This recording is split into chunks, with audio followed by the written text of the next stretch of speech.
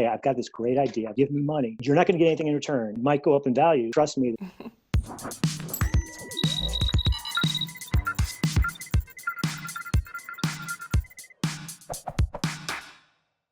Thank you, Grant, for being with us today at Value Tokenized. Can you tell us a little bit about your background and how did you join the blockchain space? On my own in 2014. After Mt. Gox and I got out, I decided to sort of kept tabs on what the industry was doing. Didn't pay that careful attention to it until probably 2017, the first quarter, second quarter maybe.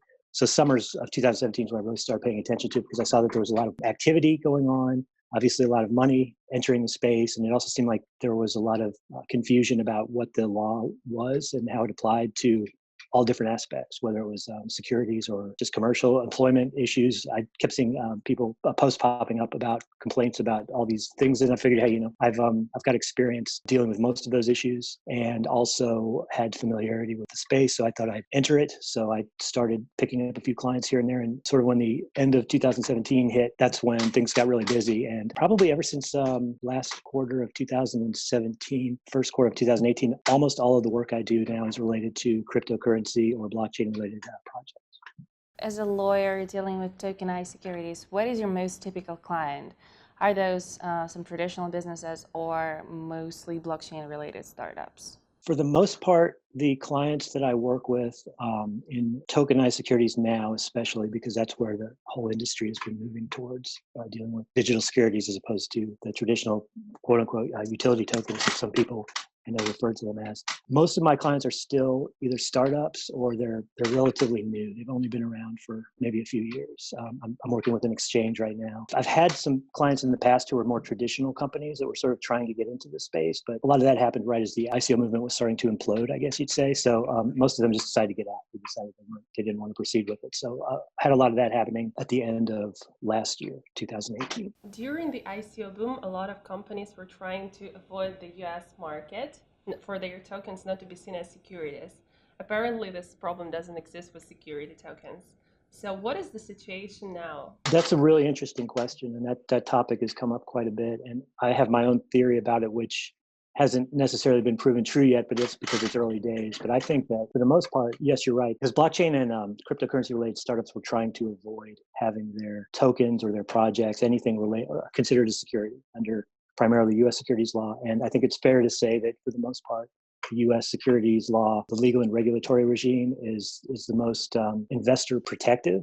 So that means it's a lot more work for people who are trying to raise money, to have a lot more hoops they have to jump through. They were trying to avoid having to do that. Most of my clients that were doing ICOs, they all opted to not do them in the U.S. They banned U.S. users. So that is correct. That is what everyone was doing. And even now, I think, for those few projects that are still trying to do ICOs, they seem to they want to stay away from the U.S. for that same reason. With security tokens, whether you want to call them security tokens or digital securities or tokenized securities, as I believe how you've been referring to them. And by the way, there's no correct answer as far as what they should be called. My personal belief is that those are all marketing terms. None of them are legal terms. They don't have any legal significance. But if anyone says any of them, I understand what they're talking about. So that's good enough for me. I don't try to correct people. I don't think there's one right way to say it. So there's no difference between a security token and tokenized security. Different people say so. Exactly. Some people say different things. Some people say they have to be asset-backed versus non-asset-backed. Some people say they all have to be asset-backed. I mean, to them, I would say, look at those tokens that were determined by the SEC to be securities after the fact. Like Tomahawk was one, and then there was a cannabis-related project, Paragon. Both of those, they were not securities. They weren't asset-backed. There's nothing about them that named securities. But then all of a sudden, the SEC says, "Oh, by the way, you guys were issuing unregistered securities." So those technically are security tokens, even though there's nothing about them that most people who say security tokens have to have these criteria. They wouldn't meet those criteria. They just happen to be promoted as securities. So they were thought of as securities. To me, those are security tokens. So it covers all of those different things. That's my opinion. I'm not necessarily right. That's because, again, a lot of this stuff is still really new. I think that's important to keep in mind. You just mentioned that a lot of companies are actually looking at the US market right now because if you want to use the hype around security tokens, but do you actually see interest in security tokens from investors? And what are the benefits of security tokens as an investment vehicle for them compared to traditional securities? My personal feeling, I can tell you from some personal experience, but again, because this is all very early, the number of security tokens that are, I think they're actually listed on security token exchanges, because because there are only two that I'm aware of that are actually up and running right now. I think it's only been a few weeks since those things have even been listed. So it's really too early to see how well they're doing once they're listed on the secondary exchange. I think personally, it's too early to determine that. It's going to take a while, probably several months before we start to see more interest. The thing about securities, digital securities, that I think makes the US a more popular market, I think, for projects, at least looking for investors. And that's because US investors, Canadian investors, North American, they're used to dealing with a lot of these very investor-friendly regulations, because again, US regulations are very investor-friendly, both at the federal and state level, protecting investors. So because I think that investors here, they're used to that. And I'm in the US, by the way. I don't know if I mentioned that at the beginning. I'm based in Illinois. They're used to dealing with that. And because of that, I think many investors outside the US are not interested in that sort of thing, global investors, because of the lack of liquidity. That's the big issue. If all of the securities that are being issued now under, for instance, like Regulation D, the exemption, they all carry restrictions, which means that after you buy them, after the initial offering, you get them from the issuer, you're not allowed to transfer them or sell them for at least a year, typically. And because of that, a lot of investors who, especially the ones that were used to ICOs, they're not going to be interested in that. I mean, most of the investors who did that, they purchased the token. They waited, especially recently, until the moment it hit the exchange, it got listed, boom, they sold it off, and then the price went. That happens with all of them now. And because they were desperate, because they wanted to make some return on their investment, because months before when they bought it, they probably thought it was going to be better. They realized the market's not so hot right now, so they get out. But you can't do that with security tokens. You just can't do it. How it's prevented from happening is still in flux right now, because some people want to attach restrictions that actually carry with the token itself. So the token actually has all the data on it that keeps track of who the initial purchaser was, who the issuer was, when the restriction date is. In that model, it sort of the data carries with the token. There are other people who think that that's just way too complicated. There's no way that's ever going to happen. Let's go back to a model that's more comparable to what traditional security stocks and so forth, stock certificates, the way they're handled. Typically, there's like a dummy certificate or a certificate that says that this cannot be traded when you purchase one of those types of securities. And some people have talked about doing something without actually just sort of maintaining a list of information yourself, as opposed to like the issuer would do that. And they track everything, not so much manually, but it would not be actually as part of the token. And because Americans are used to that and Canadians are used to that, I think that they're going to be much more willing to invest in security tokens than other people and I don't mean to just focus on US and Canada. I know there are other regulatory and legal and regulatory regimes and frameworks that are also investor friendly, but I do believe that for the most part, US and Canada are the strongest. And because of that, everyone here is used to dealing with that stuff. So I think investors generally are going to be much more inclined to invest in security tokens than investors outside the US. Does that mean they're going to be more investing in security tokens over traditional securities? That I don't know the answer to. That's a separate question. But I do believe that compared to investors in the US and Canada versus outside, the ones in the US are going to be the best market. So if I was launching an STO, launching a security token offering or a tokenized security offering or something of that nature, launching a token that was going to be, you were admitting was a security, I would definitely make sure that the US was one of the markets that you promoted it, because I just think that's where the investors are going to be. Very comprehensively. Does an STO make sense financially versus a traditional offering? As of now. I think we kind of have to wait and see. I think we really have to wait and see, because I don't want to say there's necessarily extra expense involved with that, especially now, because I know that a lot of the platforms and the companies that help people get their security tokens out and listed are offering, I don't want to say discounts, but they're offering good deals on the cost. So I think some of the expenses are much less than they would be probably in the future. There are a lot of talks about existing regulations. Do you think that existing regulations is just enough, or some aspects are not covered and we need a new one? Personally, I think the regulations and the laws that are in place now are fine. I really don't see one of the hallmarks of the US, Canadian, and comparable regulatory frameworks is that they're very flexible, and they're designed to be that way because, throughout human history, people have come up with investment schemes, quick ways to make money. And the way the laws have specifically been drafted so that it doesn't matter what specific method you're using, whether it's digital tokens, whether you're selling, gold, chunks of gold, whatever it is. The law is designed to handle all of those things. Because the problem is once you start getting into where you're defining things, one of the things that I know the U.S. Congress, I believe, a bill was raised to to try to get a definition for blockchain, so that was sort of universal. And some people thought that was a good idea. Personally, I don't think that is a good idea, because once you start trying to legally define something, then you're basically restricting it. You're putting restrictions on it as to what it can and cannot do. And to the extent that people want the technology to have the ability to be free, so to speak, and not be overly regulated, I think those sorts of laws are kind of a bad thing. I really don't think that that's helpful. So I think having a flexible law that does not strictly define things is in my view, much better than something that's otherwise. This whole conversation, I've really just been focusing on US and Canada because that's sort of my area of knowledge. But, I've been following all the international, like Switzerland, I think is a very good definition. I believe they were the first jurisdiction, at least major jurisdiction, that defined what a quote unquote utility token was, where I believe one of the specific requirements under their law was that you actually had to have MVP product to the people could actually use the token on if you wanted it to be classified as a utility token, because if you can't use it, how can you argue that it has utility? And that's, I think that's a good argument. Are ICOs really dead as a fundraising method? They're talking about utility tokens. Since that's the definition, right? An ICO, and that's how I generally understand it. When you're talking about an ICO, people say, "Oh, it's a fundraising method, or it's a company, or it's a utility token." I think we all generally know what we're talking about when we refer to that. And I think for the most part, I would agree that as of right now, at least, that fundraising model. If I was getting ready to launch a project, I would not use an ICO as the means of fundraising, because even if you were able to come up with a quote unquote utility token that made economic and logical sense, that would somehow appreciate in value without actually having to tell people that it's going to appreciate value, try to couch it in terms of to make it look like an investment. If there's some way to develop your token economy where that happened, then that would be the only reason to do it anyway, despite the fact that basically nobody actually did that last year or so. But even with that, I think ICOs just have a bad reputation right now. And I think that no one is going to, because in a lot of ways, and I'm sure I'll get some criticism for this, I think that in a lot of ways, the whole ICO fundraising model was kind of a big lie. I mean, if you think about it, why would anybody give you money? I mean, if I came to you and said, "Hey, I've got this great idea, I've got this project, I want you to give me money," you're not going to get anything in return, except I'm going to give you this, token, quote unquote token, that you can maybe trade later on something, and it might go up in value. But other than that, you're not getting anything else. And you just have to trust me that I'm going to go build this really cool thing that is going to be so wonderful that people will actually want to pay more money than you spent on your tokens. And you couldn't even actually state that it's going to go up in price. So yeah, it's tricky.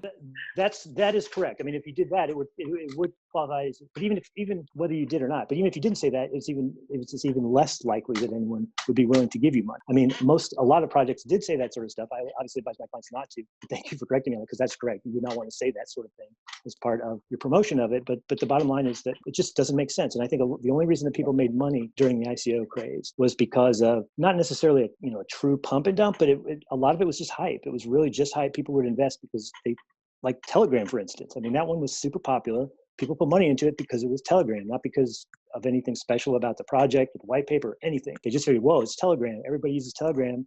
It's going to be worth more money. Who knows if it will? I don't know if it will. It may not be. I mean, they got a lot of money out of it, over $1 billion, so good for them. But the fact is, will any of those investors get any kind of return on their investment? I didn't look at it that closely, but I don't think that they're entitled to any sort of equity or anything like that. So they're just hoping that when the token is actually out there, it'll go up in value and they can dump like any of the others. It has dividends, so it's basically an STO, I guess. So it's not an asset-backed token, but I think it's like it has dividends tied to it. You're right. I do know that it was done I believe it was filed under an exemption. But again, they may very well have included some sort of equity. But I believe initially when they first started out, it was not going to be a private. Yeah, it was just a utility. Unless they change the nature of the token, which they can do. They can do a swap. They can even after the fact. There are projects doing that right now. I think iEconomy is one. They're actually converting their previous utility token into a security token. So, I mean, that's something that can be done. However, talking about ICOs, like the major advantage, at least stated, was that people with small checks and a lot of non-accredited, so to say, investors could come in. And a lot of people actually still use this argument for security tokens, like, hey, we're going to democratize the market, people will still come in, investors with small checks, and be protected. But do you think that it's actually true? My answer to that would be not at this current moment, because the same regulations apply. And in a lot of ways, it's up to the issuer, because depending on the laws, for instance, just using US laws and regulations as a model, under Regulation D, that's one of the exemptions. The general rule is every security has to be registered with the SEC. That's a very long and costly process. I don't think actually any token projects have actually gone through the full registration process. So there are exemptions. Regulation D is one of them. And under Rule 506B and C, under B, you're allowed to you can raise an unlimited amount of money, and you can actually have up to 35 unaccredited investors, but they still have to be sophisticated and people that you know personally, and the rest have to be accredited. But that has to be totally private. You can't promote that. Under 506C, you are allowed to promote it generally, but every single investor has to be accredited, every single one. So if you're using Regulation D as your exemption to registration, if democratization means that 35 people out of all the other people who are investing are unaccredited, then I guess you could say it's democratizing, but to me it doesn't seem that way. Everybody else has to be accredited. And what does that mean? That means that you have to be earning at least $200,000 a year individually, $300,000 with a spouse, or have assets worth at least, I believe, $1 million separate from your home, your residential home. That gets a lot of people out of the market. No, that doesn't sound like democratizing force. Really. Not at all. Now the counter argument to that, though, is, look at what happened with ICOs. Because, a lot of people, especially the smaller investors, they lost a lot of money, because the only people who actually knew how to make money doing those things were the people who were either insiders or the whales, the people who had a lot of money and sort of were following it closely enough and knew the right time to get in and get out. Sure, democratizing is a positive thing to some extent, but if by democratizing all you're doing is making it easier for scam artists to take money from people who don't have nearly as much that they can even risk, that's not necessarily a good thing. I know a lot of people disagree with that, and I get into arguments all the time, but that's why the regulations are there. So whether it is democratizing or not, I don't even know if that's necessarily a good thing, if that's what you mean by it. So that's my opinion. What would be the first thing and the most important thing you advise to someone looking into doing a security token offering?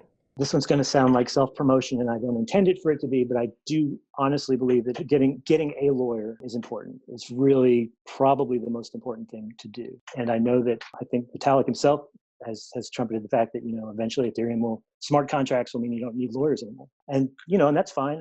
Maybe he's right, maybe he's not. But at the end of the day, right now, you definitely need a lawyer if you want to do a security token, because the rules are very difficult. They are challenging. Even more important than just getting a lawyer, I think it's important you get a lawyer who is not necessarily directly affiliated with issuance platform, for instance. Just like with ICOs, you pay one price and you get everything. You get the legal support, you get the token listing, you get the website, you get everything, KYC, AML, everything was all sort of thrown together.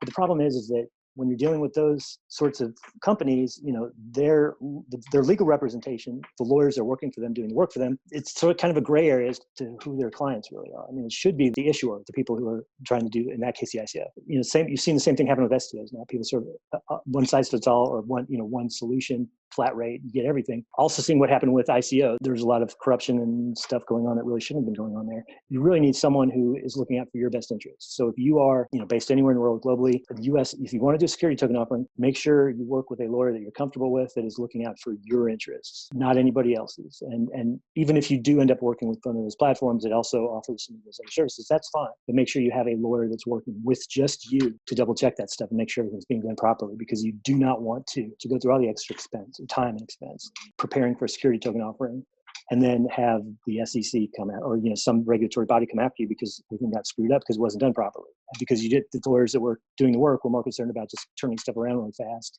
and making a profit for the company that they're working for, as opposed to looking out for your best interests. So I think that's important. Also, to the extent you can work with someone who has experience as a broker-dealer, I think, unrelated to the lawyer thing, I think that's important, especially because right now everything is still kind of in flux as far as how the security, like the restrictions, for instance, stay with the token and how they pass with the token as a custody ecosystem on exchanges and stuff. And it's not certain whether or not you can count on that all being done programmatically, at least not now. So having someone who really understands how the things are supposed to work is very important. Beyond that, I'd say just working with people who understand STOs. There are a lot of people whose experience in STOs consists of changing their LinkedIn profile from ICO advisor to STO advisor. That really is about all that they have to offer. And that by itself should not be sufficient, because they're so much different.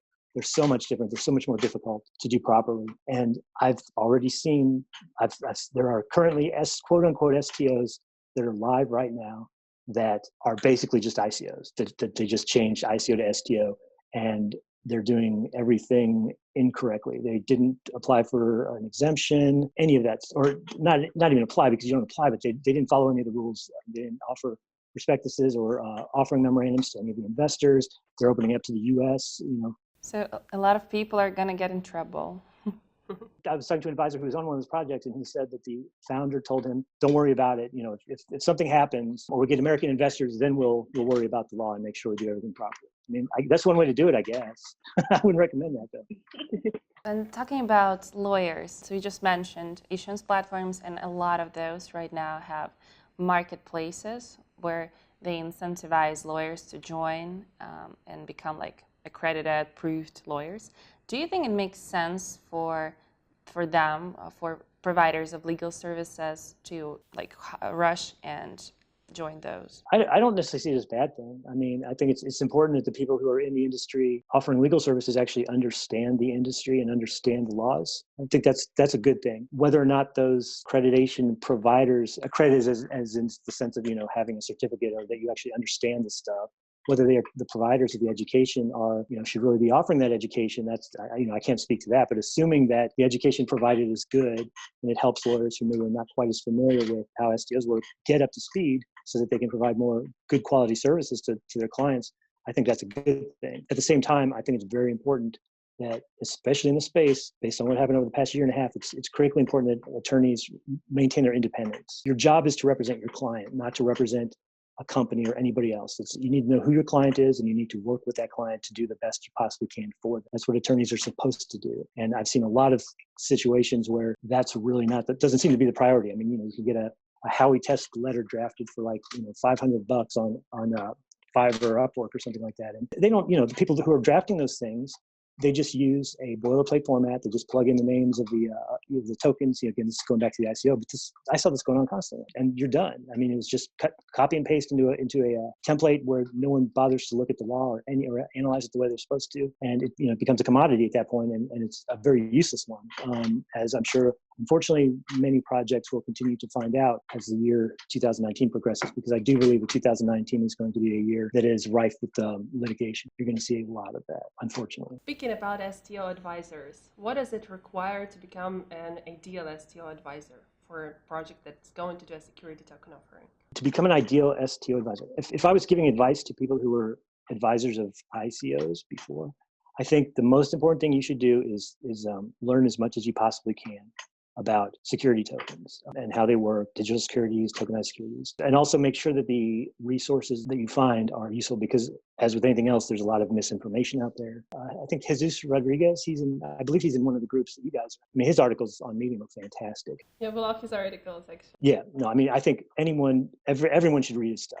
I'm not saying he's the only one out there, but he's fantastic. And as far as someone who's consistent, he actually has written a lot and especially as far as how to market them properly, not as in like digital marketing, but as if you're trying to argue with people or convince people that digital securities are a good thing, even aside from having to talk about blockchain or any of that kind of stuff.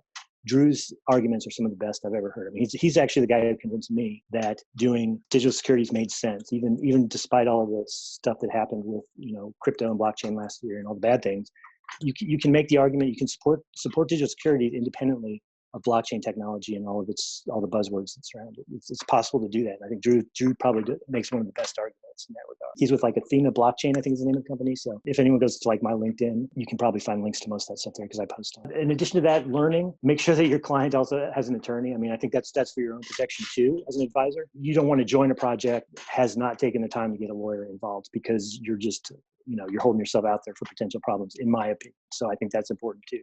But really, learning as much as you can, joining like some of the groups on Telegram that we're in. I mean, those are fantastic just to learn what the industry is doing. Some are better than others, but there's always good information that comes out. So just sort of engrossing yourself in it, learning about it, and don't necessarily have preconceived notions about, all regulations are bad and all that kind of stuff. I mean, definitely come to it with an open mind and learn as much as you can. And I think that will position you to be the best type of advisor, whether you're helping with like things like marketing or whatever it is.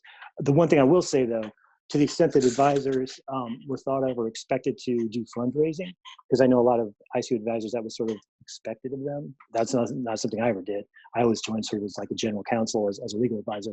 But for the advisors who expect to invest, help get investors, that's where you want your own lawyer, I think, because there are very strict rules regarding having proper broker-dealer licensing to be doing that, especially like if you're taking a success fee. And if you don't have that, you can get into a lot of trouble. And if your project is promoting to the US market, which again, I think everyone should, because it's where most of the investors are going to be, then you're definitely going to be in trouble if you do things improperly. So that's why make sure that you have good legal advice yourself doing that sort of thing. Or alternatively, you can be a lawyer yourself to be an SEO advisor. So we have lawyer, broker-dealer. Yeah. And I think that's the top list. I think in addition to that, if you're going to work with a platform, an issuance platform, I think that's something you don't necessarily have to use a issuance platform. There are several out there, but working with a company that provides some of those services, if nothing else, that provides cap table management, the sort of things that you have to do to track during the life cycle of security token. That's the thing that makes security tokens so much different than utility tokens, is you have to actually track the token through its life cycle after it's issued. Once it gets in the hand of the first, it has to sit there after the first buyer, they have to sit on it for a year, up to a year, maybe more, depending upon circumstances. And when it gets transferred, you have to be able to keep track of all that stuff as it goes through that process. You can't just throw it. It's not like a fungible token where you throw it up on exchange and you sell 394 point whatever to so-and-so, and you don't worry about it anymore. Every single time a transaction occurs, you have to know who bought it, how much, tax basis if that's part of it. I mean, all those things you have to keep track of, and that's what makes it tough. Okay, thank you very much for this comprehensive Sure. overview. Really appreciate it. It's great to talk to you guys. I really appreciate the opportunity. Great to talk to you, and I think we'll keep in touch. All right, sounds good. Thanks a lot, guys.